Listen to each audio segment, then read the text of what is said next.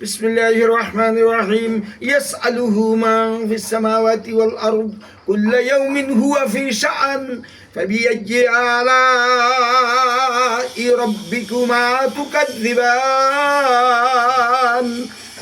নবমণ্ডলে, ভূমণ্ডলে, আসমানে, জমিনে যত কিছু আছে, জীব জন্তু, মানব দানব ফেরেশতা, সবাই আল্লাহ পাকের নিকট ভিক্ষা চায়, খয়রাত খোঁজে, জরুরত তুলে ধরেন আল্লাহ পাকের। সবার দোয়া শুনেন, কবুল করেন, কিছু আগে কিছু পরে। এটাই হচ্ছে আমার রবের শান। আল্লাহ পাককে ফাঁকি দেওয়ার কোনো রাস্তা নাই।